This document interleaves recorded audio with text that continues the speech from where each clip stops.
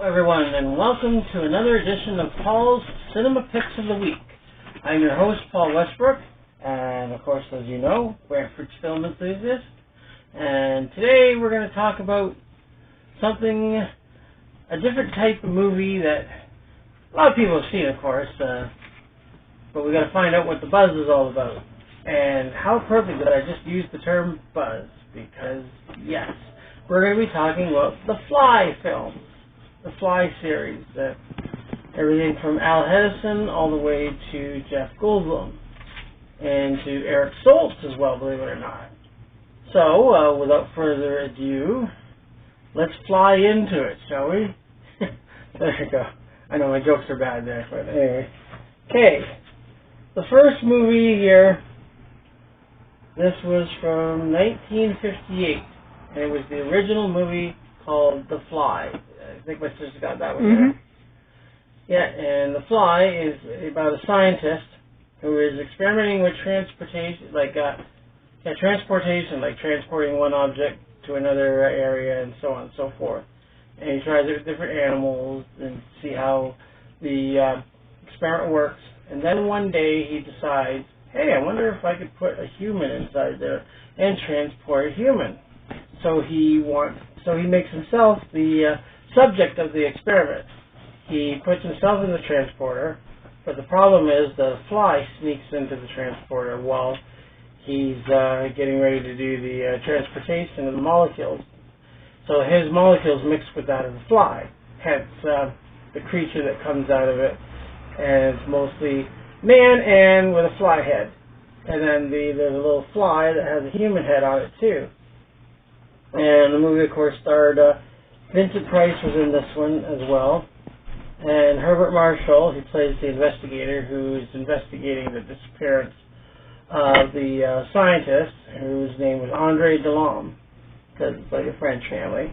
And Vincent Price plays the part of the brother, of his brother, Francois Delhomme. And the brother and the investigator are trying to find out what happened to him. Where did he go? They could try and find him somehow because he's been missing for a while.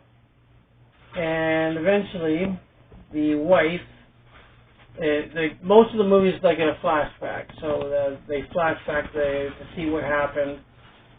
And then that's how the movie is playing, more like the flashback of all the events that happened from Delhomme's experimentation to eventually going through himself, and then we find out that he has become the human fly, well, more or less the fly head and the human body, and as well as the fly with the human body.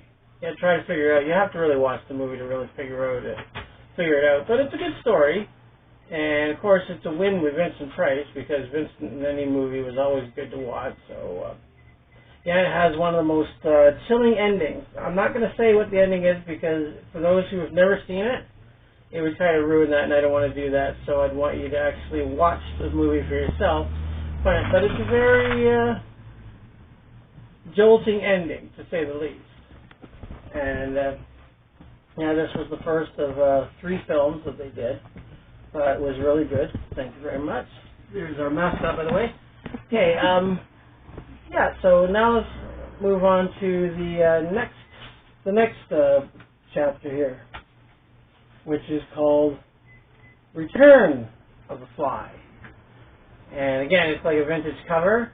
As you can tell, the cover, it's one of those old classic covers you would get like in an old film strip from the 50s, like on those 35mm ones.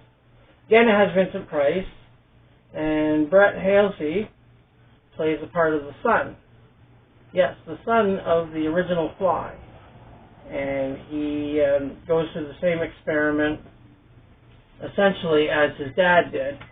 And unfortunately, this case, it wasn't intentional. It was like his assistant turns against him, and as a result, throws a fly intentionally into the ointment, more or less. Throws it into the machine, and then he becomes the human fly like his dad did.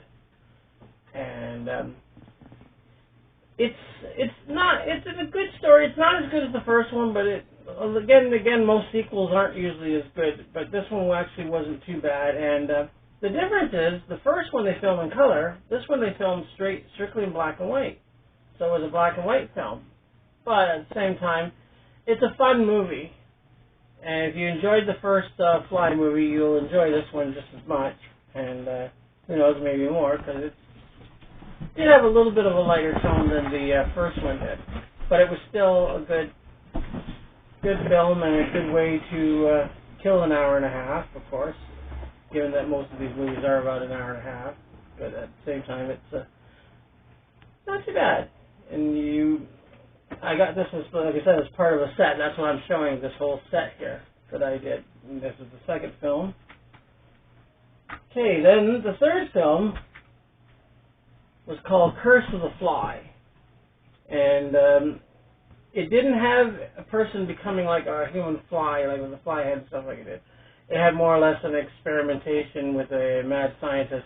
He's experimenting on these, he's trying to do these experiments with the same machines that the Delaums used in the previous two films. And of course it just creates a bunch of mutated people and deformed people and stuff.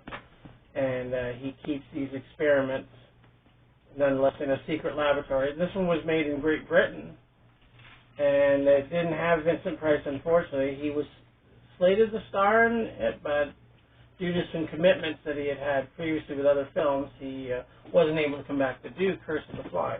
But you get a character actor in Brian Donlevy, who plays the scientist in this one. And yeah, I wasn't really keen on it because, like I said, the first two had the fly head and stuff, which was I always was fascinated by that, so I thought they would continue the series with that. But by the time they got the Curse of Fly, it was considerably a lower budget movie for its time as well. So they probably didn't have the budget for it or whatnot. But like a lot of movies are like that, when they get to sometimes as a sequel goes on and on and on, the budget gets lower. And then pretty soon it's like just a type of movie that it's good, but you kind of want the series to end, and I guess it ended after Curse of the Fly. So, yeah, you have Brian Donlevy, George Baker, not my cousin, by the way. I got a cousin named George Baker, and Carol Gray.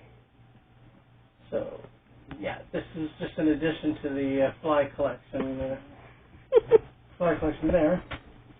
And, of course, you have the Fly Collection Disc of Horrors, which is all the biography. You get the biography of Vincent Price, which aired on the A&E network. You get a featurette, Fly Trap, Catching Classic.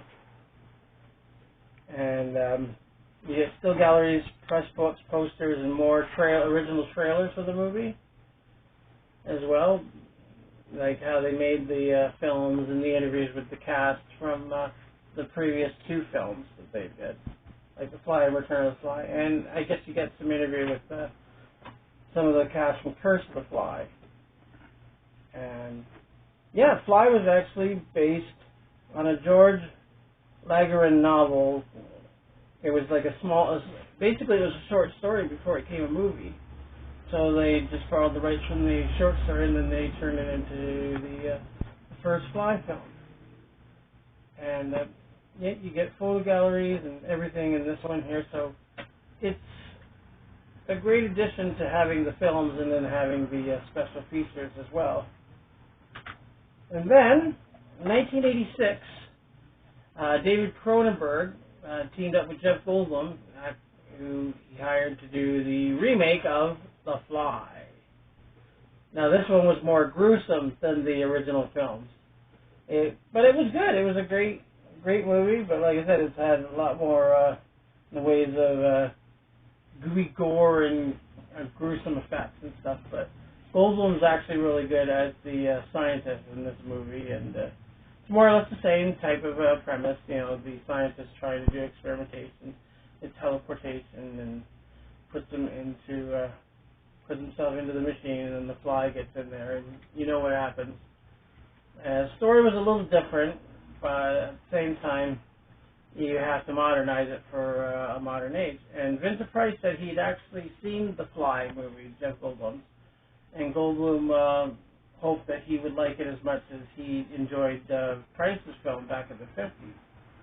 And it's not really said what he thought of it, but at the same time, it was something that he had hoped that Price would have enjoyed the movie. And in this one as well, you get Gina Davis. She plays the part of a reporter who falls in love with Jeff Goldblum's character, and which is sort of the lead-in for the next film I'm about to mention, The Fly 2. Because in Fly 2, it's Eric Stoltz. He played Rocky Dennis in The Mask, and he was in Some Kind of Wonderful as well. Anyway, he plays Martin Brundle, who is the son of Seth Brundle, who was the Fly that Jeff Goldblum played. And Martin Brundle, sort of like continuing like the Fly in The Return of the Fly. So, again, he's working in the laboratory, and the thing is, because of his mutant genes, he grows faster than an average person. Like he's a kid, then he's a teenager, and almost a grown man by the time comes along. And then the thing is, the genes that, because he'd had the genes that his father had, he eventually starts mutating into a fly creature of his own.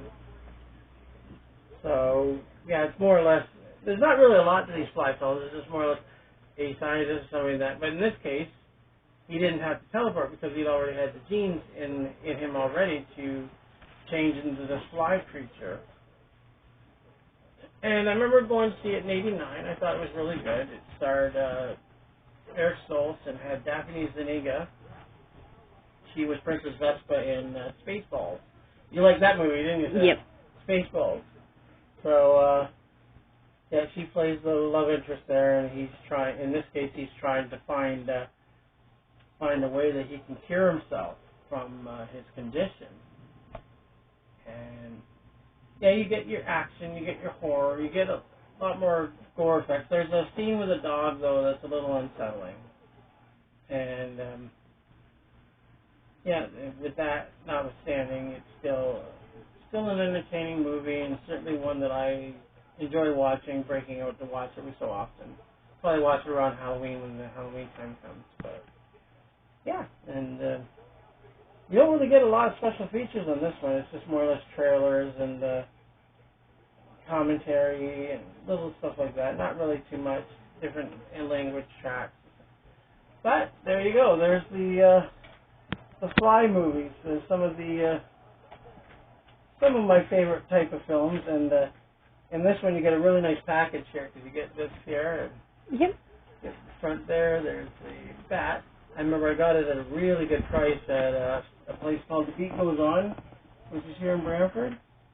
So if you ever want to get good obscure films, you go to The Beat Goes On, and they have them at reasonable prices. It's not too much trouble to go and buy one if you like these films. I remember seeing them years ago on TV as a kid and really enjoying them, so I figured why not have a set of my own. But anyway, that's those are the Fly films. And Paul Westbrook, Brantford's Film Enthusiast, reminding you to like and subscribe to our channel. And leave some comments below so we can read them. And I really hope that you get a chance to look at this and that you can like the Fly movies as much as I did. But for now, this is Paul Westbrook, Brantford's Film Enthusiast, reminding you that I'll be seeing you at the movies. So long for now.